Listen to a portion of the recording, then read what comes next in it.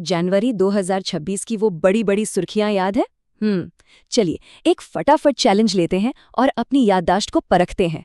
देखते हैं कि देश दुनिया की इन बड़ी घटनाओं पर हमारी कितनी नजर थी। तो हो जाए तैयार, चलिए शुरू करते हैं। हमारा पहला राउंड है गवर्नेंस और टेक्नोलॉजी का। इस सेक्शन में कुछ ऐसे बड़े बदलाव हुए हैं जिनका असर सीधा हम सब पर पड़ता है। तो पहला सवाल है ई-सिनेट प्लेटफॉर्म। ये नाम जनवरी में काफी चर्चा में था, तो याद है ये किससे जुड़ा था? और इसका सही जवाब है भारत में चुनाव से जुड़ी डिजिटल सर्विसेज। सोचिए जरा, वोटर रजिस्ट्रेशन से लेकर नतीजों तक पूरी चुनावी प्रक्रिया को ऑनलाइन और आसान बनाने का ये कितना जबरदस्त प्रयास है। आसान शब्दों में समझें तो ई-सिनेट का मकसद है पूरी चुनाव प्रक्रिया को और भी ज्यादा पारदर्शी, तेज और हर नागरिक की पहुंच में लाना। सही मायनों में ये डिजिटल डेमोक्रेसी की तरफ एक बहुत बड़ा कदम है। अच्छा, अगला सवाल आधार से जुड़ा है। यूआईडीएआई ने लोगों तक आसानी से पहुंचने के लिए एक नया मैस्कॉट लॉन्च किया था। क्या उसका नाम याद है? उसका नाम है उदय। ये एक फ्रेंडली कैरेक्टर है जो आधार से जुड़ी सर्विसेज को बिल्कुल आसान भाषा में समझने में मदद करेगा। ये उन लोगों के लिए खास तौर पर मददगार होगा जो टेक्नोलॉजी से बहुत ज्यादा घुले मिले नहीं हैं। चलिए अब रुख करते हैं इकोनॉमी और कल्चर की तरफ। यहाँ भी कुछ बहुत ही इंटरेस्टिंग डेवलपमेंट्स हुए हैं। भारत और यूएई की ट्रेड पार्टनरशिप तो लगातार नई ऊंचाइयों को छू रही है। दोनों देशों ने 2032 तक के लिए एक बहुत ही बड़ा ट्रेड टारगेट सेट किया है। जानते हैं वो आंकड़ा कितना बड़ा है? ये लक्ष्य है $200 बिलियन का।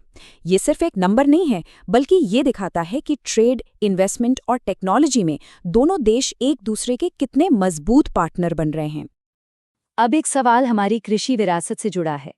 हाल ही में एक खास तरह की अश्वगंधा को जीआई टैग दिया गया। ये टैग इस बात की गारंटी है कि वो उसी खास जगह की पैदावार है। तो बताइए, ये अश्वगंधा किस राज्य की है? जी हाँ, सही जवाब है राजस्थान। जीआई टैग मिलने से नागौरी अश्वगंधा को एक अलग पहचान मिलती है। इससे न सिर्फ उसकी क्वालिटी सर्टिफाइड होती है, बल्कि वहाँ के लोकल किसानों को इसका बेहतर दाम भी मिलता है। और इस सेक्शन का आखिरी सवाल लिटरेचर लवर्स के लिए। एक किताब आई थी, सिंग, डांस एंड लीड। इसके लेखक कौन हैं? ये किताब लिखी है हिंदोल सेनगुप्ता ने। और इसी के साथ हमारा इकोनॉमी एंड कल्चर का राउंड यही खत्म होता है। अब बात करते हैं देश की सुरक्षा की। तो चलिए चलते हैं डिफेंस एंड सिक्योरिटी के सेक्शन में। इंटरनल सिक्योरिटी के मोर्चे पर एक बहुत बड़ा एक्शन लिया गया। पंजाब पुलिस ने लॉन्च किया ऑपरेशन प्रहार। इसका मेन ऑब्जेक्टिव क्या था?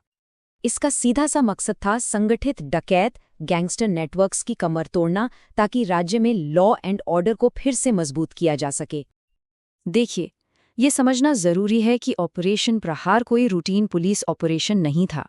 ये एक टारगेटेड स्ट्रैटेजी थी जिसका एक ही मकसद था, ऑर्गेनाइज्ड क्राइम के नेटवर्क को जड़ से उखाड़ फेंकना। अब बात डिफेंस टेक्नोलॉजी की। डीआरडीओ ने एक बहुत ही पावरफुल मिसाइल सिस्टम का सफलतापूर्वक टेस्ट किया। क्या आप उस मिसाइल का नाम जानते हैं? वो थी प्रलय मिसाइल, और इसका साल्वो लॉन्च भी सफल रहा। साल्वो लॉन्च का मतलब है एक ही कमांड पर एक साथ कई मिसाइलें फायर करना। ये क्षमता हमारी सेना की फायर पावर को कई गुना बढ़ा देती है।